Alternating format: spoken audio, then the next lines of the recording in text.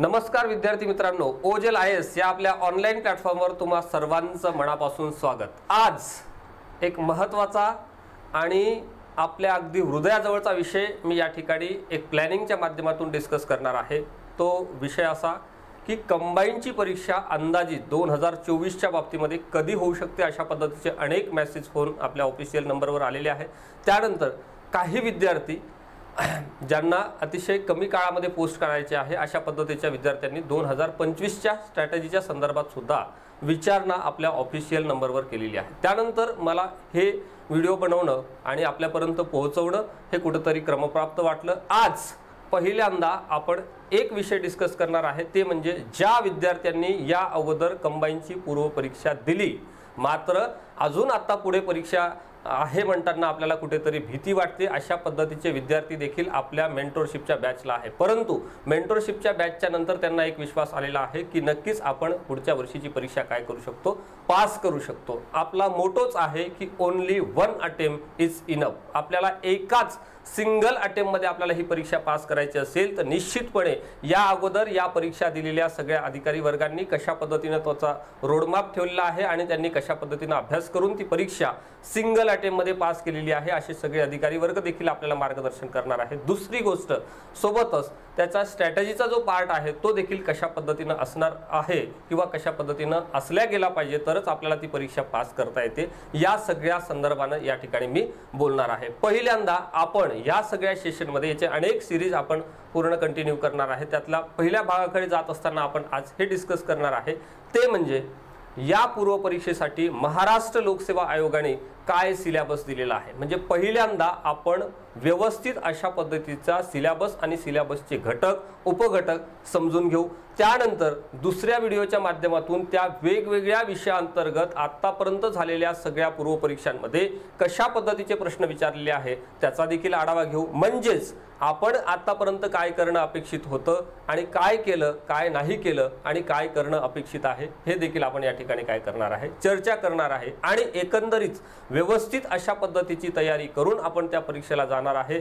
त्या परीक्षा पास करण्यासाठी ज्या ज्या सगळ्या गोष्टी लागतात त्या सगळ्या करूनच आपण त्या प्रत्यक्ष परीक्षेला जाणार। आणि ज्या पद्धतीने आपण म्हणतो की only one attempt is enough, अगदी त्याच पद्धतीने त्याच अटेम्प्ट मध्ये आपण त्या परीक्षेला काय करणार आहे, क्रॅक करणार आहे। आता तुम्हाला काय करायचं आहे, इथून पुढे हा जो काही सिलेबसचा मी पॉइंट सांगतोय तो सगळा पॉइंट तुम्ही व्यवस्थित काय करून घ्यायचा आहे, नोट करून घ्यायचा आहे। त्यातले जे काही बारकावे मी तुम्हाला सांगण्याचा प्रयत्न करतो त्या सुद्धा तुम्ही आपल्या वहीमध्ये व्यवस्थित अशा पद्धतीने लिहून घ्यायचा आहे आणि माझ्यासोबत हा सगळा सेशन काय करायचा आहे, कंटिन्यू करायचा आहे। पहिल्यांदा आपण समजून घेऊ की 2023ला पहिल्यांदा जी परीक्षा झालेली होती नवीन पॅटर्न नुसार 30 एप्रिल 2023ला पूर्व परीक्षा झाली, परंतु पूर्व परीक्षेच्या सिलेबस मध्ये कुठेच बदल झालेला नव्हता। या अगोदर संयुक्त पूर्व परीक्षेसाठी जो सिलेबस दिलेला होता तोच सिलेबस आपण या ठिकाणी डिस्कस करणार आहे, कारण 23च्या पूर्व परीक्षेमध्ये कुठेच बदल झालेला नव्हता। परंतु ती परीक्षा अनेक विद्यार्थी मित्रांसाठी हार्ड गेलेली होती, कठीण गेलेली होती। आपल्या अभ्यासाचा परफॉर्मन्स त्या ठिकाणी व्यवस्थित त्यांना करता आलेला नव्हता, यावर सुद्धा मी बोलणार आहे। परंतु मुख्य परीक्षेमध्ये थोडा काय झालेला आहे, बदल झालेला आहे। आता पूर्व परीक्षेच्या सिलेबस मध्ये जरी बदल झालेला नसला तरी प्रश्नपत्रिकेच्या स्वरूपांमध्ये बदल झालेला आहे। आपल्याला काय वाटतं की मी इतिहास व्यवस्थित वाचतोय, भूगोल व्यवस्थित वाचतो, मला जे सक्सेसफुल कॅन्डिडेट्स आहेत ज्यांना म्हणतो आपण सिलेक्ट झालेले कॅन्डिडेट ते पण सांगतात त्याच पद्धतीने मी हा सगळा अभ्यास करतोय, परंतु माझा निकाल का येत नाही, कारण आपल्याला प्रश्नपत्रिकेचं स्वरूप समजलेलं नसतं, प्रश्नाची डिमांड समजलेली नसते आणि आपल्याला कुठेतरी आपण कंटेंटमध्ये सुद्धा काय पडतो, कमी करतो।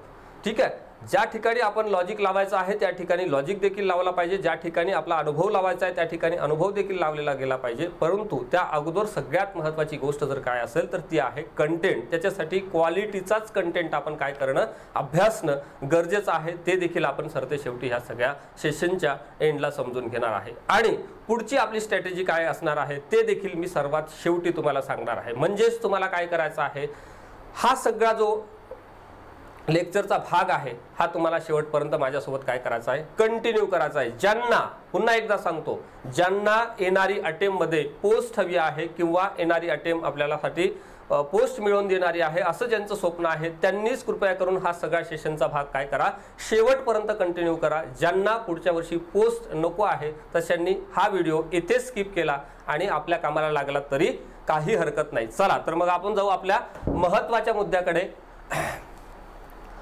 महाराष्ट्र अराजपत्रित सेवा संयुक्त पूर्व परीक्षा ही काय झालेली आहे. संयुक्त पूर्व परीक्षेच्या बाबतीमध्येच आपण हे सगळं काय करणार आहे आता डिस्कस करणार आहे. जरी ही पूर्व परीक्षा असली, याचे मार्क्स कुठेच कोणत्याच टप्प्यावर काउंट होत नसले मेरिट लिस्टसाठी, तरी देखील ही परीक्षा अत्यंत महत्त्वाची का आहे, कारण यासाठी जागा असतात कमी.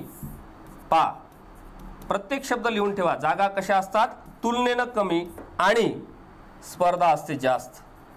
स्पर्धा कशी असते, जास्त असते. 5 लाखाच्या पुढे इथे दरवर्षी काय असतात, कंबाईन पूर्व परीक्षेसाठी फॉर्म असतात. प्रत्यक्ष एक 50,000 जर मायनस केले आपण, 30-40,000 50,000 मायनस केले तर 4.5 लाख पावणे 5 लाख पूर्व या ठिकाणी काय देतात, परीक्षा देतात. ठीक आहे. प्रत्येकांना ह्या परीक्षेतून काय अपेक्षित असतं, पद अपेक्षित असतं, परंतु प्रत्येकांना ते पद मिळत नाही. का मिळत नाही, पद मिळवणाऱ्या लोकांनी काय केलेलं आहे त्यांचा सुद्धा अनुभव आपण ह्या सगळ्याच्या माध्यमातून समजून घेणार आहे.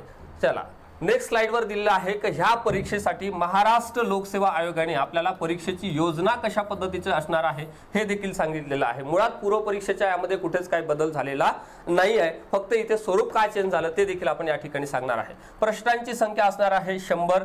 या ठिकाणी एकूण गुण असणार आहे 100. दर्जा असणार आहे, म्हणजे जे प्रश्न या परीक्षेसाठी जे प्रश्न विचारले जाणार आहे त्या परीक्षेच्या प्रश्नांचा दर्जा, कशाचा दर्जा, प्रश्नांचा दर्जा हा पदवीच्या लेवलचा असेल. ही गोष्ट या ठिकाणी लक्षात घेणं गरजेचं आहे. आणि त्या ठिकाणी महाराष्ट्र लोकसेवा आयोगाने आपल्याला हे सांगितलं की तुमच्या प्रश्नाचं, म्हणजे आयोग आपल्याला जी काही प्रश्नपत्रिका देणार आहे त्या प्रश्नाचं माध्यम हे इंग्रजी ॲज वेल ॲज मराठी सुद्धा असेल. म्हणजे सेम क्वेश्चन मराठीत असेल, त्याचं ट्रान्सलेशन खाली आपल्याला इंग्रजीमध्ये दिलेलं असेल. समजा एखादा शब्द, कधी कधी आपल्याला मराठीतला शब्द कळत नाही, पंखा कळत नाही पण फॅन लवकर कळतो.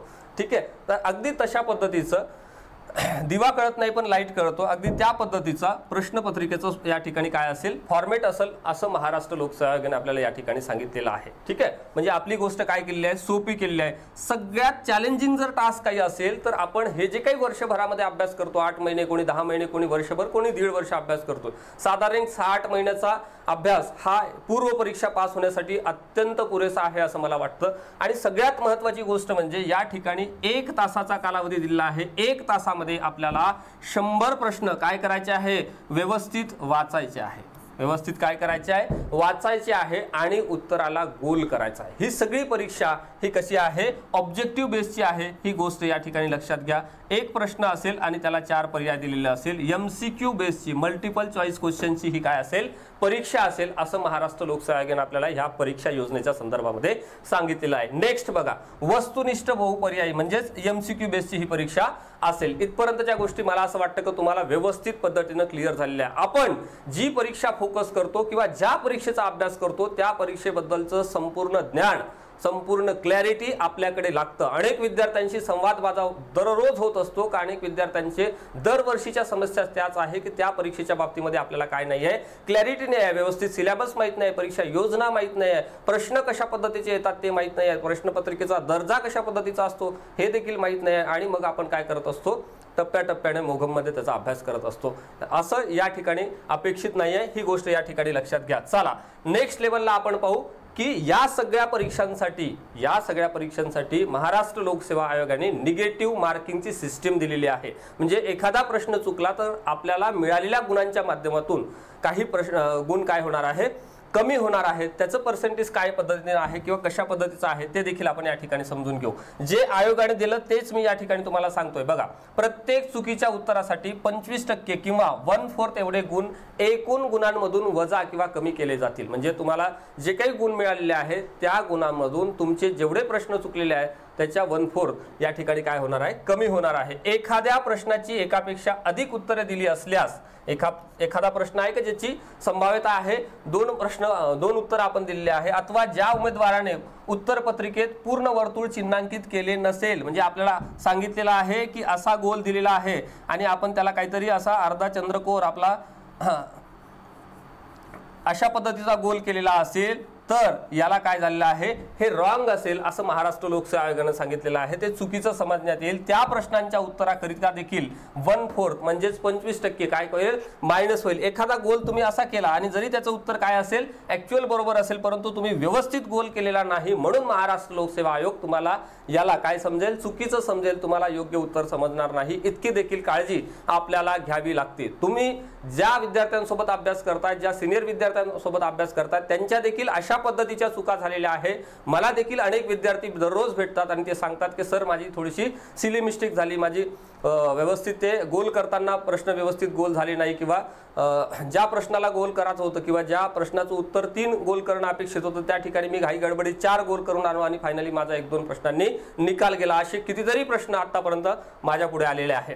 पुढे बघा, वरील प्रमाणे कार्यपद्धतीचा अवलंब करताना एकूण अंतिम गुणांची बेरीज अपूर्णांकात आली असली तरी देखील ती कशात आहे, अपूर्णांकातच ग्राह्य धरल्या जाईल असं देखील त्यांनी सांगितलं. एखाद्या प्रश्नाचे उत्तर अनुत्तरित असेल, अनुत्तरित असेल म्हणजे इथे या ठिकाणी आपण 4 गोलपैकी एकही गोल केलेला नाही, म्हणजे हा काय आहे, ब्लँक केलेला आहे. तर त्या अशा प्रकरणी या ठिकाणी म्हणजे एखाद्या प्रश्नाचं उत्तर आपण काय केलेलं नाही, गोल केलेलं नाही आहे, तर अशा ब्लँक क्वेश्चनच्या बाबतीमध्ये नकारात्मक गुणपद्धती म्हणजेच निगेटिव्ह सिस्टीम कुठेच लागू होणार नाही असं स्पष्टपणे महाराष्ट्र लोकसेवा आयोगाने या ठिकाणी सांगितलेलं आहे. म्हणजे 2025 साठी जे आता बंधू भगिनी तयारी करतायत त्यांना या सगळ्या गोष्टींची क्लॅरिटी पहिल्याच दिवशी, पहिल्या टप्प्यामध्ये प्रथमच आपल्याला ते सगळं काय पाहिजे, लक्षात पाहिजे. तशी क्लॅरिटी असेल तर आपल्याला तेवढ्या उत्साहाने ह्या सगळ्या परीक्षेसाठी जोमानं काम करता येतं, अभ्यास करता येतं. मला असं वाटतं की ज्या टप्प्याटप्प्याने मी या सगळ्या गोष्टी परीक्षाभिमुख समजून सांगतो त्या सगळ्या गोष्टी निश्चितपणे तुम्हाला समजत असेल असं मला वाटतं. चला नेक्स्ट पुढे बघा, महाराष्ट्र लोकसेवा आयोगाने आपल्याला आता या पूर्व परीक्षेसाठी, कशासाठी, संयुक्त पूर्व परीक्षेसाठी सगळ्यात महत्त्वाची गोष्ट या ठिकाणी लक्षात घ्या. आपण डिस्कस करतोय संयुक्त पूर्व परीक्षा. कोणती परीक्षा, संयुक्त पूर्व परीक्षा, त्या संदर्भातला अभ्यासक्रम आता या ठिकाणी आपण डिस्कस करणार आहे. मला असं वाटतं की ज्या परीक्षेचा अभ्यासक्रम दिलेला आहे, ज्या परीक्षेचे PYQs आपल्याकडे आहे, म्हणजे याच्या अगोदर आपण जी परीक्षा पुढे होऊ घातलेली आपण देऊ पाहतोय की ती परीक्षा अशा पद्धतीचे मागच्या 4-8-10 वर्षामध्ये झालेली आहे आणि त्याचा डिटेल अशा पद्धतीचा सिलेबस महाराष्ट्र लोकसेवा आयोगाने दिलेला आहे. माझं वैयक्तिक मत असं आहे की ज्या परीक्षेचा सिलेबस दिलेला आहे ती परीक्षा जगातली कुठलीच परीक्षा काय नसते, कठीण नसते. कारण या अगोदर आपण ब्रिटिशांचा काळ अनुभवलेला आहे. त्या कालखंडामध्ये ICS नावाच्या परीक्षा होत्या. ICS परीक्षेच्या बाबतीत जर तुम्हाला सांगायचं झाल्यास तर ICS परीक्षेचं सेंटर हे लंडनमध्ये होतं. ठीक आहे, आपण गावी ही परीक्षा देऊ शकतो, आपल्या जिल्ह्याच्या ठिकाणी परीक्षा देऊ शकतो, पुणे केंद्रावर परीक्षा देऊ शकतो, महाराष्ट्रामध्ये परीक्षा देऊ शकतो. ठीक आहे, आपल्या तर हा जो सगळा एरिया दिला आहे महाराष्ट्र लोकसेवा आयोगाचा तो आपल्या राज्यांतर्गतच आहे. आपले भारतीय लोक, कितीतरी लोकांनी या ICSच्या परीक्षा अतिशय कमी कालखंडामध्ये आपला कुठल्याच त्या बाबतीतला पार्श्वभूमीचा भाग नसताना देखील अतिशय कमी कालखंडामध्ये ह्या परीक्षा पास केल्या. कोणत्या, इंडियन सिव्हिल सर्व्हिसेसच्या परीक्षा पास केलेल्या होत्या. ज्या परीक्षांचं सेंटर हे लंडनमध्ये होतं, ज्या परीक्षांचा अभ्यासक्रम हा लंडनच्या धर्तीवर होता, कुठलाच पद्धतीचा भारतीय संस्कृतीचा किंवा भारतीय इतिहासाशी हा सगळा अभ्यासक्रम संबंधित नसताना देखील अनेक भारतीय लोकांनी ICSच्या परीक्षा अतिशय कमी कालखंडामध्ये पास केल्या आणि मातृभूमीच्या रक्षणासाठी नंतरच्या कालखंडामध्ये ह्या परीक्षेचा त्याग देखील केला आणि आपल्या स्वातंत्र्य लढ्यामध्ये काम करत असतानाचे अनेक मंडळी भारताच्या इतिहासामध्ये आपल्याला ज्यावेळेस आपण इतिहास शिकतो त्यावेळेस आपल्याला निश्चितपणे पाहायला मिळतात. म्हणजेच आपली ही महाराष्ट्र लोकसेवा आयोगाची परीक्षा, या परीक्षा तर निश्चितपणे कठीण नाही आणि यासाठी वयोमर्यादा देखील काही वेळेस 21 वर्ष होती, काही वेळेस यावरून देखील कमी करण्यात आलेलं होतं. लॉर्ड लिटनच्या कालखंडामध्ये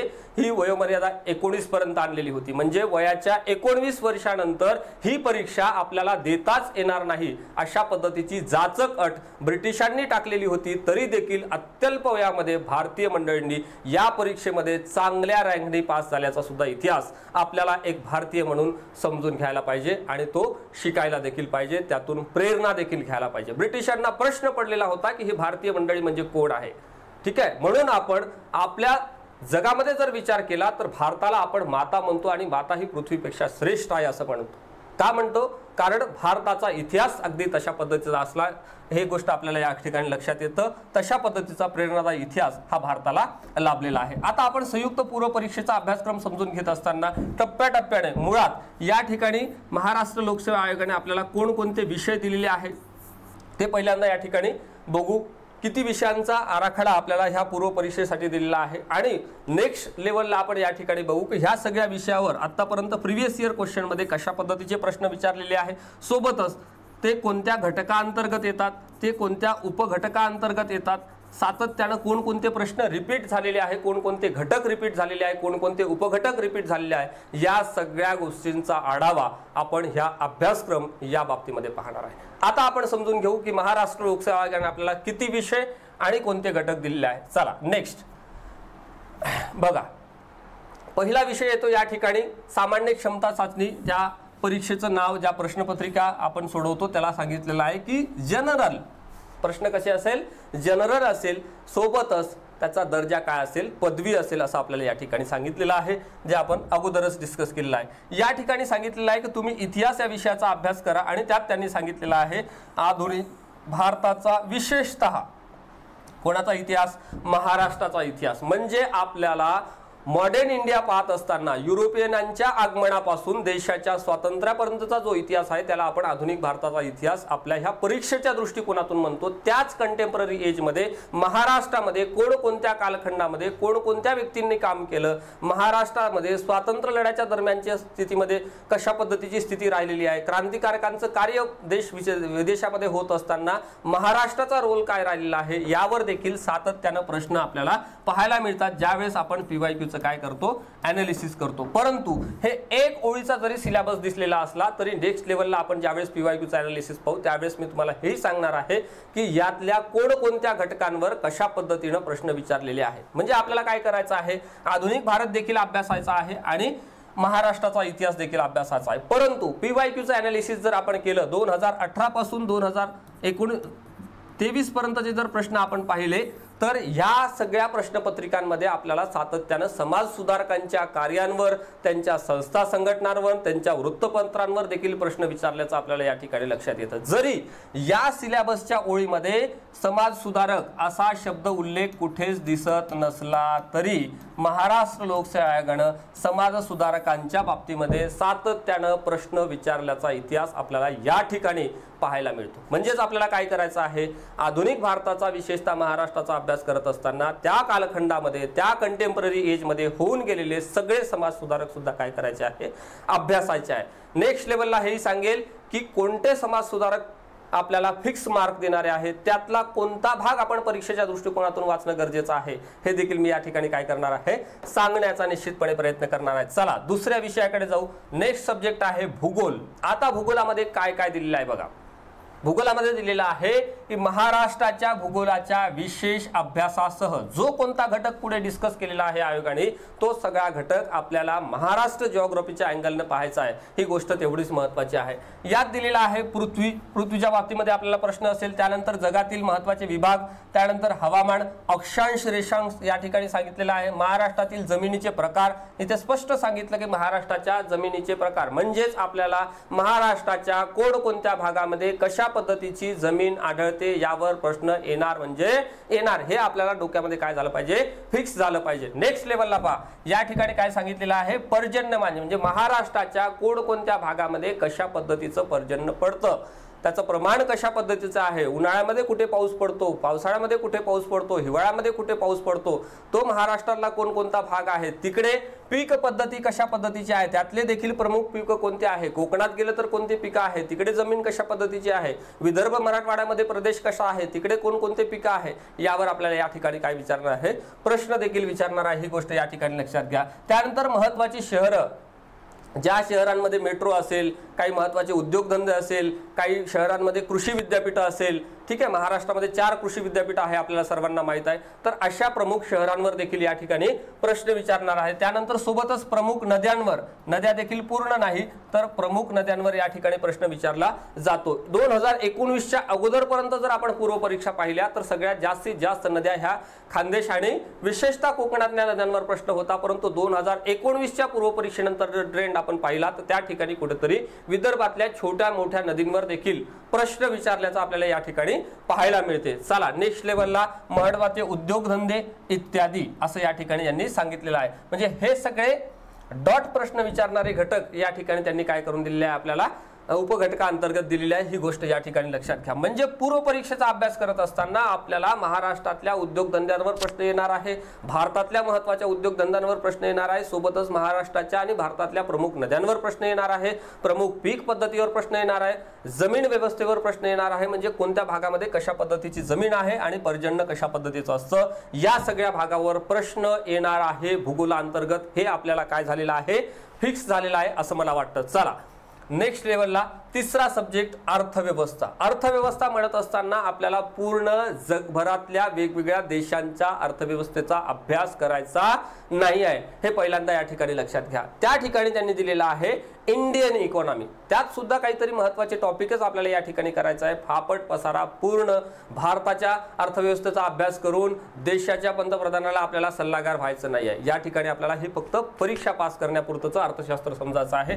त्यासाठी भारतीय अर्थव्यवस्था, राष्ट्रीय उत्पन्न, शेती, कृषी प्रधान देश आहे, शेतीची स्थिती कशा पद्धतीची आहे यावर देखील प्रश्न असेल, उद्योगधंदे, परकीय व्यापार ज्याला आपण ट्रेड म्हणतो, बँकिंग ज्यामध्ये आरबीआय आणि अधीनस्थ बँका आणि भारतातली बँकिंग सिस्टीम कशा पद्धतीची आहे, त्याची पार्श्वभूमी काय होती, नंतरच्या कालखंडामध्ये कोणते बँक आले होते, यावर देखील प्रश्न विचारला जातो. पॉप्युलेशन म्हणजे लोकसंख्या, यामध्ये लोकसंख्या धोरण असेल, ठीक आहे, जनगणना असेल, याच्यावर सातत्य, लोकसंख्येच्या अवस्था असतील, याच्यावर सातत्यानं प्रश्न आपल्याला PYQचं अनालिसिस केल्यानंतर पाहायला मिळणार आहे. स्पेशली आपण PYQची सिरीज सुद्धा या ठिकाणी या सगळ्या कंबाईनची घेणार आहे विषय वाईज, आणि मागच्या 5 वर्षामध्ये कंबाईन पूर्व परीक्षेमध्ये कशा पद्धतीचे प्रश्न विचारले या पूर्व परीक्षेमध्ये, आणि सोबतच त्याचे घटक उपघटक काय होते हे देखील या ठिकाणी समजून घेणार आहे. त्यानंतर दारिद्र्य व बेरोजगारी, मुद्रा, राजकोषीय नीती इत्यादी. शासकीय अर्थव्यवस्थामध्ये बजेट ज्याला आपण काय म्हणतो, अर्थसंकल्प म्हणतो, देशाचा आणि राज्याचं देखील या ठिकाणी रिलेट होतं. ठीक आहे, ते करंट मधलं आपल्याला समजून घ्यावं लागतं. लेखा आणि लेखा परीक्षण अशा पद्धतीचा सिलेबस भारतीय अर्थव्यवस्था या अंतर्गत कंबाईनच्या पूर्व परीक्षेला आपल्याला दिलेला आहे. म्हणजेच कंबाईनच्या पूर्व परीक्षेचा अभ्यास करत असताना आपल्याला लोकसंख्येवर काही प्रश्न विचारणार आहे, दारिद्र्याच्या समितींवर प्रश्न विचारणार आहे, स्थितींवर विचारणार आहे, आकडेवारींवर विचारणार आहे, बेरोजगारीवर विचारणार आहे, बेरोजगारीची सध्या स्थिती, त्याच्या संदर्भातला महत्त्वाचा अहवाल, बेरोजगारीचे प्रकार, त्यानंतर बँकिंग असेल, आरबीआय असेल, इतर बँका असेल, आरबीआय कशा पद्धतीनं काम करते, आरबीआयचं मुख्यालय कुठे आहे, त्याचे विंग्स कुठे आहे, आरबीआयचे वेगवेगळे धोरणं कशा पद्धतीचे असतात, आरबीआयचा गव्हर्नर करंटली कोण आहे, या अगोदर सर्वाधिक काळ गव्हर्नर कोण राहिलेला आहे, सर्वात पहिल्यांदा कोण होता गव्हर्नर, आरबीआयची जी फॉर्म झालेली व्यवस्था आहे ती आरबीआय कोणाच्या अँगलनी फॉर्म झाली, कोणी त्याला सजेशन दिलं, कोणत्या वर्षी फॉर्म झाली, ठीक आहे, या सगळ्या बाबतीमध्ये या ठिकाणी प्रश्न विचारणं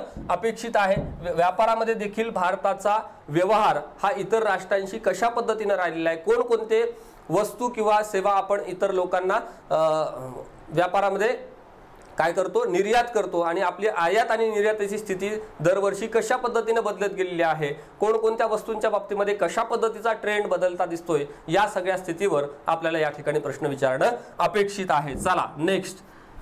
त्यानंतर दिसतं आपल्याला 4थ्या नंबरचा चालू घडामोडी. ह्या कशा बंद पडलेल्या नाही, तर आपल्याला चालू घडामोडी म्हणजे साधारण 1.5 वर्षापर्यंतचं करंट अफेअर्स आपण व्यवस्थित जर केलेलं असेल तर, ठीक आहे, म्हणजे आज जर आपण तयारी करत असेल, 2024ची परीक्षा द्यायची आहे किंवा 25ची परीक्षा द्यायची असेल, तर आत्ताच्या 6 महिन्या अगोदरचं आणि इथून पुढे परीक्षा होतपर्यंतचं करंट आपण व्यवस्थित जर केलं तर मग ते लोकसत्ता वृत्तपत्र असेल किंवा आपण एशियाची परिक्रमा वाचतो ती मॅगझिन असेल, त्या माध्यमातून देखील या ठिकाणी आपण काय करू शकतो, ते सगळं कव्हर करू शकतो. बुक लिस्टवर सुद्धा मी यानंतरच्या सेशनमध्ये बोलणारच आहे की आपण प्रत्यक्ष विषयासाठी काय काय अभ्यासणं गरजेचं आहे, कशा पद्धतीचा कंटेंट हा संयुक्त पूर्व परीक्षेसाठी अत्यंत उपयोगाचा आहे, हे सगळं मी या ठिकाणी बोलणार आहे. या ठिकाणी यांनी सांगितलेलं आहे की चालू घडामोडीमध्ये जागतिक तसेच भारतातील महाराष्ट्रासहित, म्हणजेच आपल्याला काय करायचं आहे, महाराष्ट्राच्या बाबतीमध्ये प्रादेशिक घडामोडींचा आढावा घ्यायचा आहे, सोबतच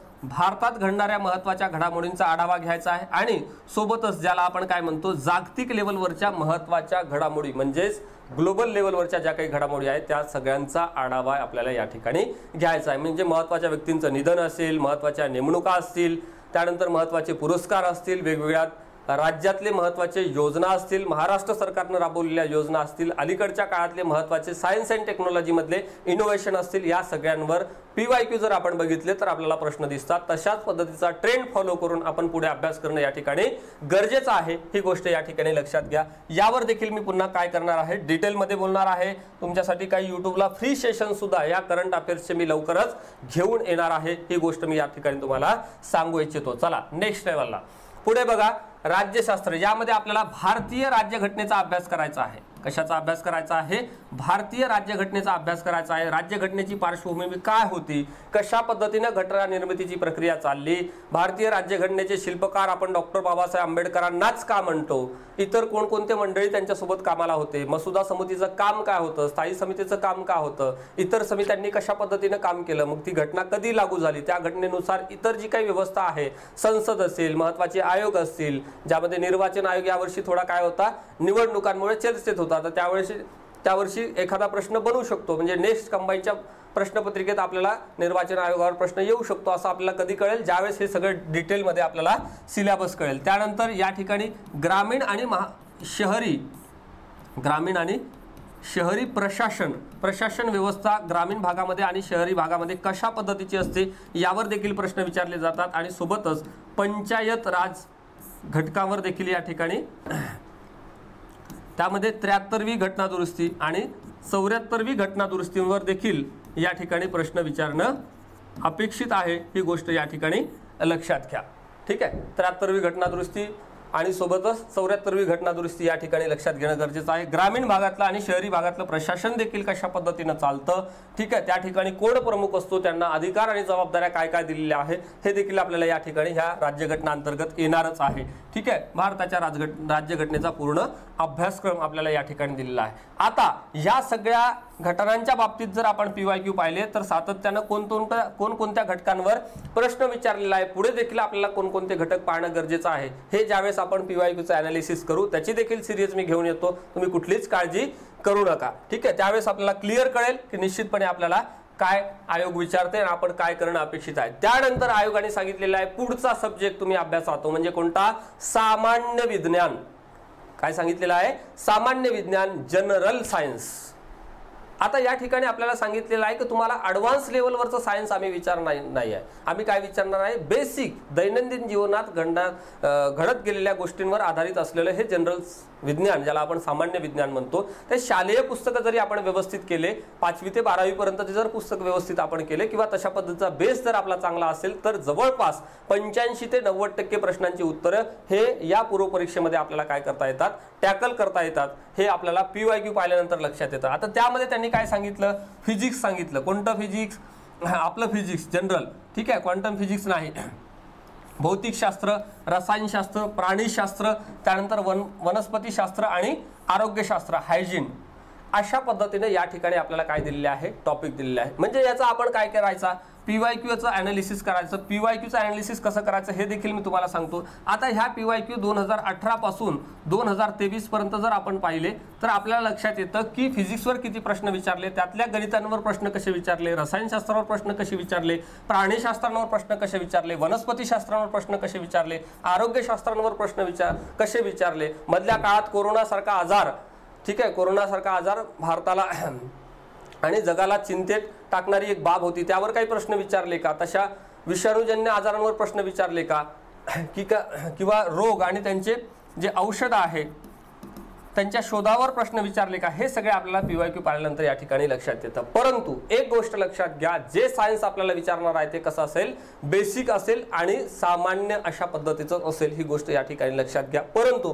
प्रश्नपत्रिकेचा जो दर्जा आहे, या प्रश्नांचा जो दर्जा आहे तो पदवी लेवलचा असेल, ही गोष्ट या ठिकाणी लक्षात घ्या. त्यासाठी तुम्हाला 5वी ते 12वी पर्यंत जर सायन्स आपण चांगलं केलं, चांगलं म्हणतो मी पुन्हा, असं म्हणजे काहीतरी वाचायचं म्हणून वाचणे नाही, तर चांगलं केलं तर निश्चितपणे जवळपास 90% प्रश्नांची उत्तरे ही आपल्याला या ठिकाणी देता येते. 90% प्लस म्हणतो मी, कमी म्हणत नाही. हे सगळं ऑन पेपर अनालिसिस बेसवरच बोलतो, PYQच्या अनालिसिसवरच हे सगळं मी तुम्हाला सांगतो आहे. त्यामुळे हा सगळा भाग ऑथेंटिकच आहे, यात काही वाद नाही. चला नेक्स्ट, पुढचा सब्जेक्ट आहे अंकगणित आणि बुद्धिमत्ता. ठीक आहे, यामध्ये बघा बेरीज, वजाबाकी, गुणाकार, भागाकार. मग तुम्ही म्हणाल सर आम्ही पदवी झालेलो आहो आणि आम्हाला का आता बेरजा येत नाही का? पण हे बेसिक कॅल्क्युलेशनवर आधारित इतर सगळे गणित या ठिकाणी आयोग आपल्याला विचारणार आहे. दशांश, अपूर्णांक व टक्केवारी इत्यादी अशा पद्धतीने त्यांनी या ठिकाणी आपल्याला काय केलेलं आहे, हा सुद्धा घटक दिलेला आहे. त्यामध्ये काही बुद्धिमत्तेचे प्रश्न देखील निश्चितपणे असतील पूर्व परीक्षेमध्ये. आता 2018 पासूनचा जर ट्रेंड आपण पाहिला, 2018 ची पूर्व परीक्षा, 2019 ची पूर्व परीक्षा, 2020 ची पूर्व परीक्षा, 2021 ची पूर्व परीक्षा, 2022 ची पूर्व परीक्षा, या पूर्व परीक्षेमध्ये 15 प्रश्न हे अंकगणित आणि बुद्धिमत्तेवर विचारलेले होते. कशावर? अंकगणित आणि बुद्धिमत्तेवर 15च प्रश्न विचारलेले होते. परंतु जर आपण 2023 चा जर पेपर उघडून बघितला, ठीक आहे, कधी झालेला आहे तुम्हाला पाठ असलं पाहिजे, 30 एप्रिल 2023 ला झालेला पूर्व परीक्षेचा पेपर जर आपण काढून बघितला तर आपल्याला या ठिकाणी लक्षात येतं की अंकगणित आणि बुद्धिमत्तेचं वेटेज हे तुलनेने काय झालेलं आहे, 5 प्रश्नांनी वाढलेलं आहे आणि ते टोटल झालेलं आहे किती, 20. म्हणजे या अगोदर आपण अभ्यास करत असताना गणित बुद्धिमत्तेला जर महत्त्व देत नसाल तर आता निश्चितपणे आपल्याला ते काय करावं लागेल, द्यावं लागेल. कारण एका पेपरच्या 20% भाग हा इथेच विचारला जात असल्यामुळे निश्चितपणे आपल्याला इतर विषयांच्या तुलनेनं ह्या विषयाला कमांड मिळवण्यासाठी जास्त वेळ देऊन 20 पैकी 20 गुण कशा पद्धतीने घेता येईल याच्यावर देखील आपल्याला काय करावं लागेल, काम करावं लागेल. ही गोष्ट या ठिकाणी लक्षात घ्या. कळतंय?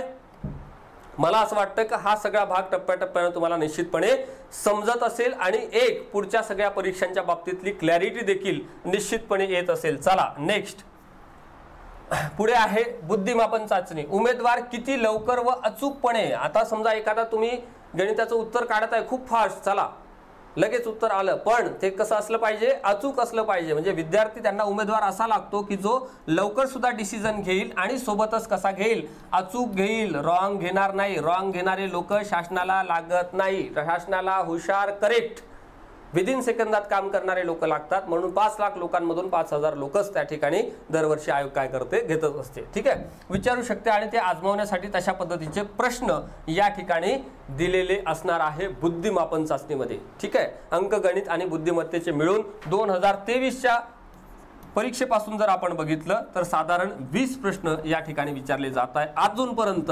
2024 ची जाहिरात आलेली नाही. अनेक विद्यार्थी मित्रांचा इथे प्रश्न आहे की सर 2024च्या परीक्षेची जाहिरात कधी येईल, जागा किती असेल, ज्यांनी अशा पद्धतीनं मेसेज दिलेला आहे, असंच होईल का, असे अनेक प्रश्न विद्यार्थी दर दिवशी कट्ट्यावर, चहावर, नाश्त्याच्या ठिकाणी इतर शिक्षकांना, विद्यार्थी मित्रांना, सिनियरला विचारत असताना आपल्याला या ठिकाणी दिसतं. आपल्या देखील ऑफिशियल नंबरवर अनेक विद्यार्थी मित्रांचे काय आले, उत्सुकतेच्या संदर्भामध्ये प्रश्न आले की सर कंबाईनची ॲड कधी येईल.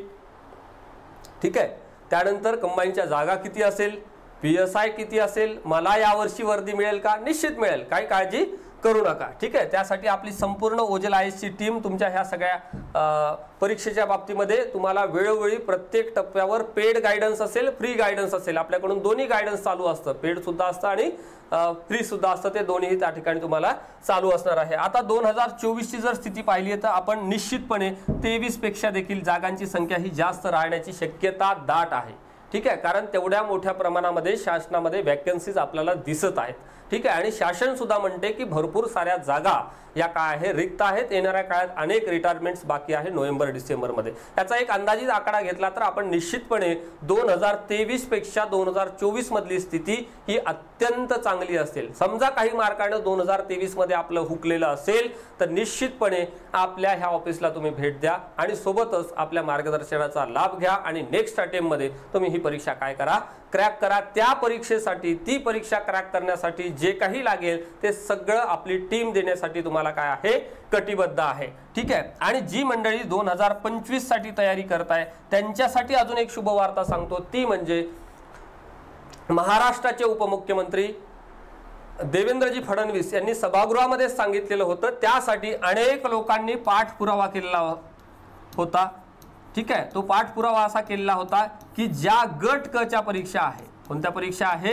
गट क च्या परीक्षा आहे, ज्यामध्ये ग्रामसेवक असेल, तलाठी असेल, ठीक आहे. आता ग्राम महसूल अधिकारी असं त्याचं नाव झालं तलाठी पदाचं, पुरवठा निरीक्षक असेल, वरिष्ठ लिपिक असेल, कनिष्ठ लिपिक असेल, हे जे काही सगळे गट क चे पद आहे हे सगळे आता महाराष्ट्र लोकसेवा आयोगाच्या कक्षेमध्ये देण्याच्या संदर्भामध्ये निर्णय झालेला आहे.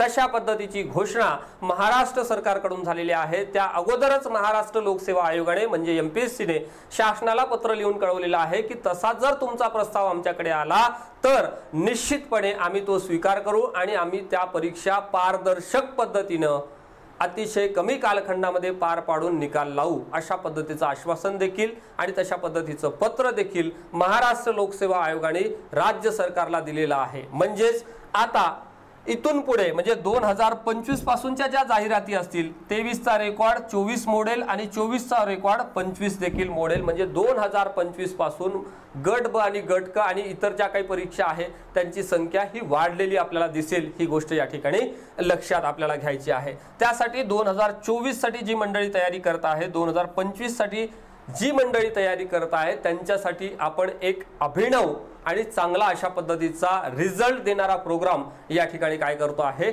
ओजल आयएस च्या माध्यमातून लॉन्च करतो आहे. तो काय आहे बघा, लवकरच घेऊन येत आहे ओजल आयएस ची संपूर्ण टीम तुमच्यासाठी घेऊन येत आहे. Only 1 attempt is enough. आपला मेन मोटो आहे की तुम्ही जी अटेम्प्ट 6-4 महिने 8 महिने अभ्यास करून जो अटेम्प्ट देणार आहे त्या अटेम्प्ट मध्येच तुम्हाला काय मिळालं पाहिजे, पद मिळालं पाहिजे फायनल. मी प्रिलिम्सच्या बाबतीमध्ये आता या ठिकाणी बोलत नाही आहे. प्रिलिम्स, मेन्स आणि जर PSI असेल तर इंटरव्ह्यू, अशा पद्धतीचं आपण काय करणार आहे, एक रोडमॅप ठेवून 2024 आणि 2025 साठी अभ्यास करणाऱ्या सर्व बंधू भगिनींसाठी या बॅचचं काय केलेलं आहे, आपण आयोजन केलेलं आहे. आता ती बॅच कधी सुरू होईल, ऑनलाईन असेल की ऑफलाईन असेल की हायब्रिड असेल, त्याच्या संदर्भातली संपूर्ण माहिती तुम्हाला आपल्या ऑफिशियल नंबरवर दिलेली आहे. खाली जो डिस्क्रिप्शन बॉक्स तुम्हाला दिसतो या व्हिडिओच्या खाली, त्या ठिकाणी ओजल आयएस अकॅडमीचा ऑफिशियल नंबर त्या ठिकाणी दिलेला आहे. त्यावर तुम्ही संपर्क करा, फोन करा, व्हॉट्सअप करा, आपल्या टेलिग्राम चॅनलला जॉईन व्हा, ज्या ठिकाणी फ्री कंटेंट भरपूर मोठ्या प्रमाणामध्ये आपल्याला मिळत असतं. आपल्या चॅनलला देखील तुम्ही काय करा, वेगवेगळ्या अशाच अपडेटसाठी भेट द्या. आणि मला असं वाटतं की ज्यांची परीक्षा 2024 ची टार्गेट आहे, 2025 ची फर्स्ट अटेम्प्ट मध्ये टार्गेट आहे, अशा सगळ्या विद्यार्थी मित्रांनी या सगळ्या आपल्या योजनांचा किंवा ह्या सगळ्या इनिशिएटिव्हचा निश्चितपणे फायदा घ्या. जर आपल्याला सिंगल अटेम्प्ट मध्ये ही परीक्षा काढायची असेल, एकाच अटेम्प्ट मध्ये परीक्षा पास करायची असेल तर निश्चितपणे एकदा तरी अवश्य ओजल आयएसला भेट द्या. आजच्या या भागामध्ये आजच्या सिलेबस डिकोडिंगच्या पूर्व परीक्षेच्या सगळ्या संदर्भाने आपण जे काही बोललो त्यामध्ये आजच्या भागामध्ये मी इथेच थांबण्याचा प्रयत्न करतो. लगेच भेटू सिरीजच्या दुसऱ्या भागामध्ये. तोपर्यंत धन्यवाद.